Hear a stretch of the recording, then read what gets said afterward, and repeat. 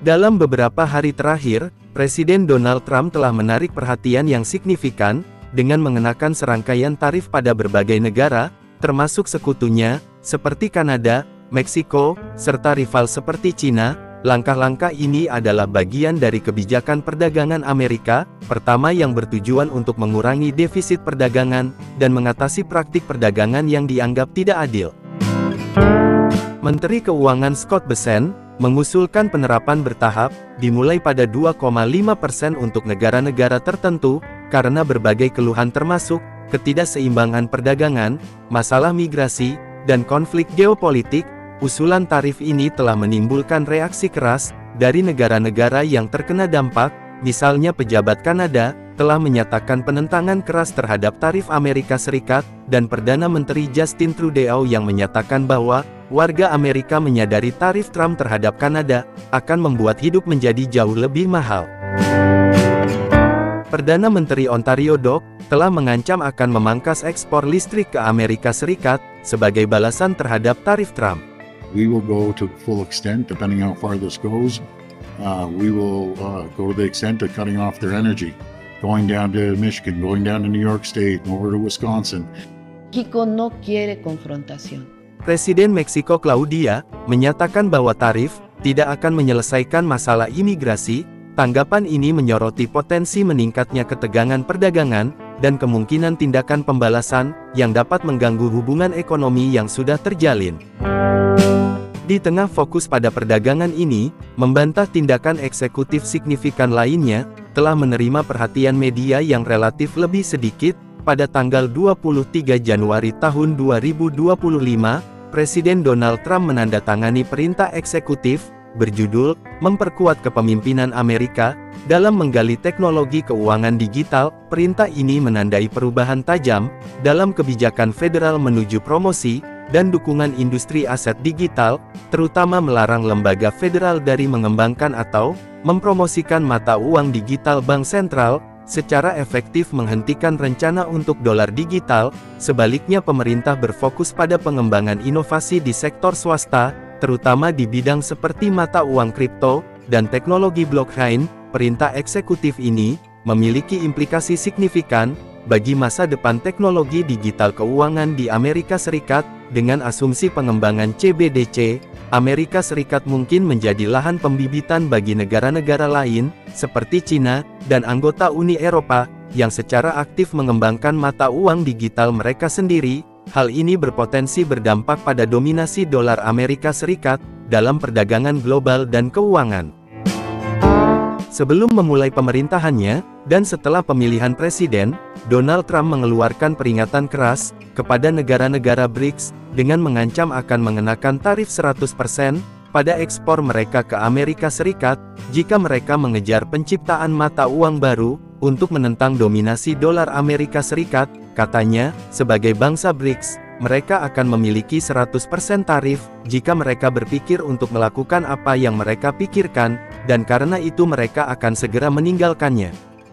Mengacu pada upaya yang bertujuan untuk mengurangi ketergantungan pada dolar, dalam perdagangan global, Trump menekankan bahwa sikap ini, bukan hanya ancaman, tetapi posisi kebijakan yang jelas. Menyatakan itu bahkan bukan ancaman. Faktanya sejak saya membuat pernyataan itu, baik, dan mengatakan mereka telah menguasai kita, saya bilang tidak, kita telah menguasai mereka, dan tidak mungkin mereka bisa melakukan itu, kata Donald Trump. Namun larangan baru terhadap CBDC ini, menguntungkan negara-negara berkembang, lebih dari dukungannya terhadap dolar Amerika Serikat. Pejabat dan ekonom China telah mengamati perintah eksekutif Presiden Donald Trump yang melarang pengembangan mata uang digital. Bank Sentral Amerika Serikat China melihatnya sebagai peluang potensial untuk memajukan inisiatif mata uang digitalnya sendiri. Mantan Wakil Menteri Keuangan China, Guang Yao, menekankan pentingnya mata uang digital bagi ekonomi masa depan. Ia mencatat bahwa mata uang kripto adalah aspek penting bagi pengembangan seluruh ekonomi digital, dan menyarankan agar China memantau dengan cermat perkembangan global di bidang ini. Hang Yiping, mantan penasehat PBOK, juga menyoroti pentingnya mata uang digital, dan ia mendesak otoritas China untuk mempertimbangkannya implikasi jangka panjang dari kebijakan mata uang kripto mereka saat ini, menunjukkan bahwa larangan yang kaku mungkin tidak berkelanjutan di masa depan. Josh Lipsky, Direktur Pelacak Global CBDC dari Atlantic Council, menekankan konsekuensi internasional dari larangan tersebut, dengan menyatakan dampak paling signifikan dari perintah eksekutif adalah sinyal yang dikirimkannya ke seluruh dunia, memberitahu Eropa bahwa mereka memiliki peluang untuk menetapkan standar privasi dan keamanan cyber melalui euro digital. Ia juga mencatat bahwa China dapat memanfaatkan peluang ini untuk memposisikan dirinya sebagai pemimpin dalam teknologi mata uang digital yang berpotensi mempengaruhi negara lain untuk mengikuti langkahnya. Vincent Arnold, seorang peneliti di program stabilitas keuangan, mengkritik larangan tersebut sebagai sesuatu yang picik. Ia menganjurkan pengembangan CBDC lintas batas, atau dolar digital lepas pantai, untuk mempertahankan status internasional dolar Amerika Serikat, dan meningkatkan stabilitas keuangan global. Arnold berpendapat bahwa meskipun stablecoin menawarkan manfaat tertentu, stablecoin tidak dapat sepenuhnya menggantikan uang bank sentral dan CBDC. Amerika Serikat akan memberikan cara yang lebih aman dan efektif untuk memfasilitasi transaksi internasional. Bank Sentral Eropa, ECB, telah menafsirkan larangan Amerika Serikat sebagai katalis mempercepat digitalnya sendiri. Anggota Dewan ECB, Piero Cipollone, menyoroti implikasi kompetitif yang menunjukkan bahwa dukungan Amerika Serikat terhadap stablecoin yang didukung dolar dapat menarik lebih banyak pelanggan dan melemahkan Bank Eropa. Ia berpendapat bahwa euro digital sangat penting untuk mempertahankan relevansi lembaga keuangan Eropa dalam menghadapi inisiatif mata uang digital global yang berkembang. Kritikus memperingatkan larangan Amerika Serikat terhadap pengembangan CBDC secara tidak sengaja dapat mempercepat upaya dolarisasi global. Dengan tidak melakukan inovasi CBDC, Amerika Serikat beresiko menanamkan kepemimpinan dalam menetapkan standar mata uang digital internasional yang berpotensi mengurangi dominasi dolar di pasar global dari waktu ke waktu. Dalam video ini saya menganalisis dampak dari keputusan ini terhadap dolar Amerika Serikat dan ekonomi, karena larangan CBDC dapat berdampak besar pada posisi dolar secara global. Kita akan melihat lebih dekat pada konsekuensi potensialnya. Selain itu, kita juga akan memeriksa perintah eksekutif lain yang dikeluarkan oleh Presiden Donald Trump yang telah menghadapi reaksi keras dan dapat semakin mengganggu stabilitas ekonomi. Memahami mata uang digital, Bank Sentral CBDC adalah versi digital dari mata uang kedaulatan suatu negara yang diterbitkan dan diatur oleh bank sentralnya, tidak seperti mata uang kripto yang terdesentralisasi seperti Bitcoin.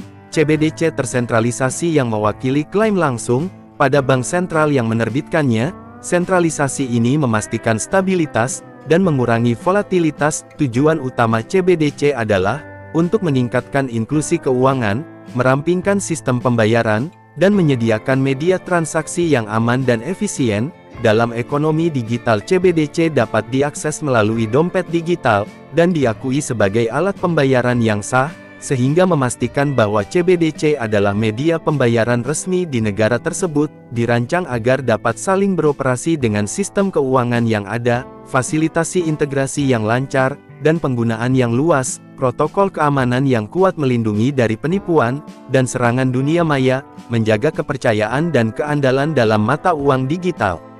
ECNY, atau Electronic China Digital Yuan, China memimpin pengembangan CBDC dengan ECNY Digital, yang diluncurkan oleh Bank Rakyat China.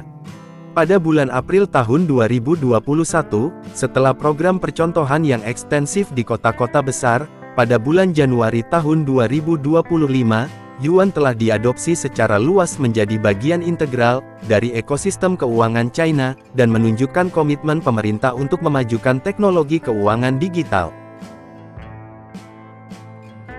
Pada bulan Januari tahun 2025, Yuan Digital memiliki lebih dari 1 miliar pengguna aktif, yang merupakan sekitar 70% dari populasi China, transaksi harian rata-rata 500 juta, transfer ECNY dengan nilai transaksi bulanan melebihi 50 triliun dolar Amerika Serikat, adopsi pedagang kuat dengan 80% jumlah pengencer dan penyedia layanan perkotaan, yang menerima integrasi dengan platform pembayaran utama seperti Alipay dan WeChat Pay, telah secara signifikan mendorong adopsi di antara konsumen dan bisnis. PBOK Digital beroperasi pada sistem 2 tingkat, yang meningkatkan efisiensi dan keamanan. PBOK menerbitkan ECNY komersial yang mendistribusikannya untuk pengguna akhir melalui rekening bank atau dompet digital. Sistem ini mempertahankan kontrol bank sentral atas penerbitan, sambil memanfaatkan infrastruktur perbankan yang ada untuk distribusi pembayaran elektronik mata uang digital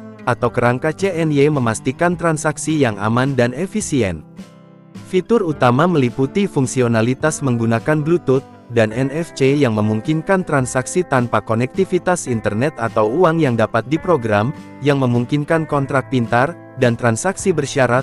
Fitur-fitur ini memperluas fungsionalitas dan mendorong inovasi dalam layanan keuangan. China telah menerapkan kebijakan komprehensif yang mengatur privasi pengguna digital dengan pengawasan peraturan untuk mencegah aktivitas terlarang, perlindungan privasi, melindungi data pengguna sambil mendorong inovasi dalam layanan keuangan, memungkinkan pemerintah untuk memantau transaksi, untuk kepatuhan hukum ECNY selaras dengan kebijakan moneter nasional, meningkatkan stabilitas keuangan dengan menyediakan data waktu nyata, dan memungkinkan intervensi langsung. Bank Sentral China juga mempromosikan yuan digital dalam transaksi lintas batas, yang meningkatkan inisiatif penggunaan global yuan, termasuk strategis kemitraan dan perjanjian internasional. Strategi China untuk menginternasionalkan mata uang yuan melalui pasar digital, mencakup perjanjian perdagangan bilateral, dan pertukaran mata uang. Pada tahun 2024, China telah membuat perjanjian pertukaran mata uang dengan 15 negara, termasuk Argentina, Brazil, Kanada, dan Inggris. Perjanjian ini memfasilitasi konversi langsung antara mata uang lokal dan euro melewati dolar Amerika Serikat, dan mengurangi perannya dalam perdagangan internasional. China telah mendirikan pusat-pusat yuan lepas pantai di Hong Kong, Singapura, dan London, yang mendukung transaksi euro dan meningkatkan likuiditas yuan. Status dolar Amerika Serikat ditantang karena yuan digital mendapatkan daya tarik. Pada Juli tahun 2024, 53% transaksi internasional Rusia dilakukan dengan yuan. Peningkatan adopsi ECNY dapat menyebabkan penurunan terhadap status cadangan dolar Amerika Serikat, yang mengurangi pengaruhnya terhadap kebijakan moneter global. Diversifikasi cadangan valuta asing. Bank sentral di seluruh dunia mendiversifikasi cadangan untuk memasukkan ECNY. Perjanjian pertukaran mata uang Cina memungkinkan negara-negara untuk menyimpan cadangan yuan yang memfasilitasi perdagangan dan mengurangi ketergantungan terhadap dolar Amerika Serikat. Diversifikasi ini meningkatkan stabilitas keuangan dan mengurangi kerentanan terhadap dolar. Fluktuasi ekonomi yang berpusat pada dolar Amerika Serikat berdampak pada pengaruh dan kebijakan ekonomi Amerika Serikat. Peran dominan dolar Amerika Serikat memberi Amerika kekuatan ekonomi dan geopolitik yang signifikan. Meningkatnya penggunaan mata uang digital mengurangi daya saing dolar, karena negara-negara yang mengadopsi mata uang digital dapat menghindari sanksi yang dijatuhkan Amerika Serikat dengan lebih mudah. Misalnya perjanjian pertukaran mata uang China, dan meningkatnya penggunaan mata uang digital, dan perdagangan internasional yang memungkinkan transaksi di luar sistem keuangan yang berbasis dolar, sehingga mengurangi efektivitas kebijakan ekonomi Amerika Serikat.